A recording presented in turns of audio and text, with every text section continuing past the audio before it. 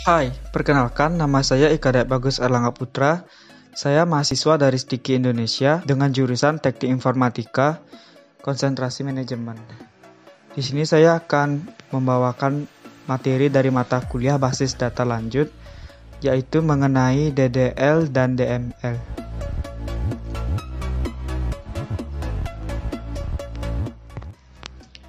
Yang pertama yaitu DDL atau Data Definition Language. DDL adalah sekumpulan perintah SQL yang dapat digunakan untuk mengelola, mengubah struktur data tipe dari objek pada sebuah database. Perintah utama yang dapat digunakan pada DDL biasanya seperti create, alter, dan drop. Yang pertama ada create, yaitu digunakan untuk membuat objek dalam SQL. Misalkan penggunaan create database untuk membuat sebuah database, create table untuk membuat tabel dalam database yang telah dibuat sebelumnya. Kemudian ada drop, yaitu digunakan untuk membuat perintah menghapus objek dalam suatu database. Seperti drop database untuk menghapus sebuah database dan drop tabel untuk menghapus tabel. Dan ada alter, digunakan untuk merubah struktur seperti memodifikasi bentuk kolom, menambah ataupun mengganti tabel yang sudah ada. DML atau Data Manipulation Language. DML adalah sekumpulan perintah yang digunakan untuk melakukan pengelolaan database seperti membuat baru, menambahkan, menghapus, dan menampilkan. Perintah utamanya itu seperti update, delete, insert, dan select. Perintah update digunakan untuk memperbarui data atau pembaruan data. Perintah delete digunakan untuk menghapus data. Perintah insert digunakan untuk memasukkan data ke dalam database. Dan perintah select digunakan untuk menampilkan data yang telah dibuat sebelumnya.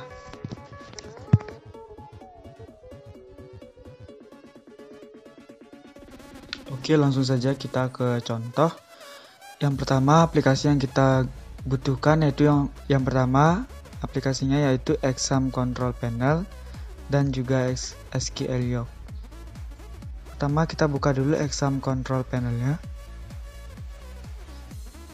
Setelah itu kita klik tombol Start pada menu Apache dan juga MySQL. Kemudian kita buka SQLiOC.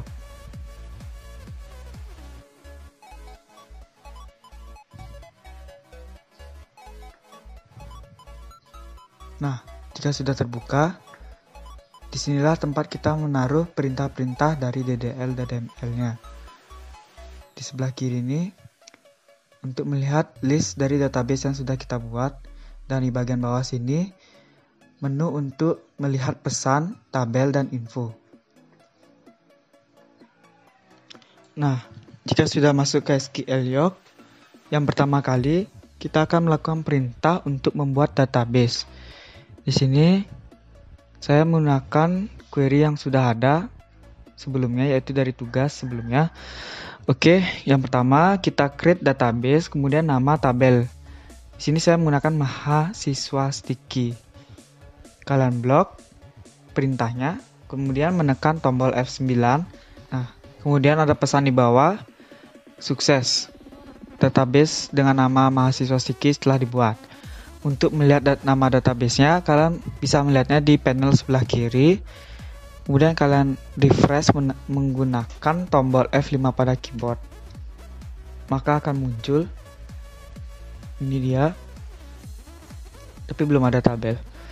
Oke, kemudian kita akan membuat tabel dengan nama jurusan. Di sini menggunakan perintah create table jurusan. Dalam kurung. Nah, di dalam kurung ini isikan dari kolom-kolom yang akan kalian buat. Di sini ada kolom code jur dengan tipe data varchar, panjang nilai 10 dan 0.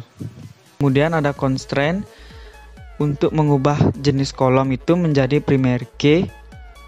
Di Di sini saya menggunakan primary key-nya di kolom CodeJur. Jika sudah, kalian jalankan perintahnya. Ada pesan lagi, sukses. Kalian cek.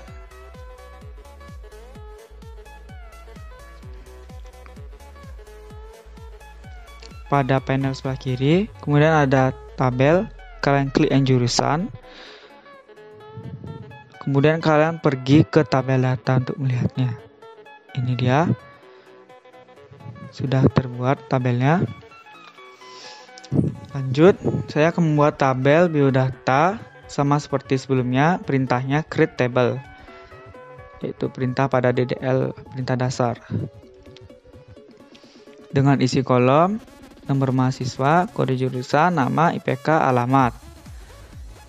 Untuk PK saya berikan kepada kolom nomor mahasiswa. Jalankan perintahnya.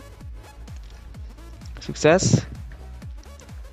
Kalian cek lagi di panel sebelah kiri ini, biodata. Nah, ini dia sudah terbuat.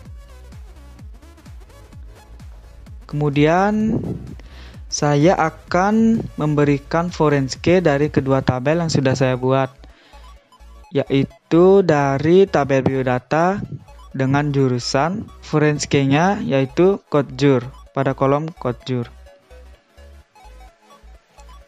Kemudian kalian blok, kalian jalankan. Perintahnya itu alter table.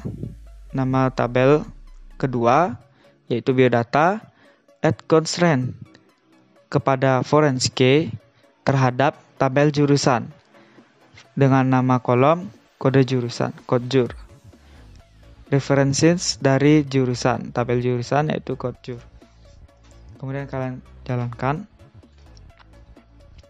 Nah, kemudian kita masuk ke perintah DML, insert, update, delete, insert, select. Yang pertama adalah insert. Saya akan memasukkan data-data ke dalam tabel jurusan dengan perintah insert into nama tabel, yaitu jurusan.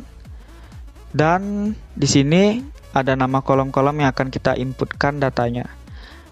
Pertama dari kolom CodeJur, kolom nama jur, dan ketua jur. Values, yaitu isi dan data yang akan kalian input. Yang pertama ada KD01, sisa informasi. Nih, Harinangrum SSI.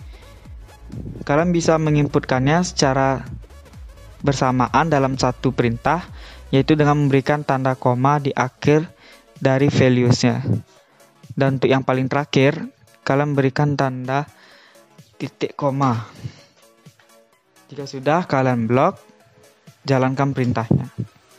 Sukses, kalian cek pada tabel jurusan. Nah, ini dia sudah masuk, sudah terinsert ke dalam tabel jurusan. Begitu juga saya akan memasukkan data-data ke dalam tabel biodata. Sama seperti sebelumnya.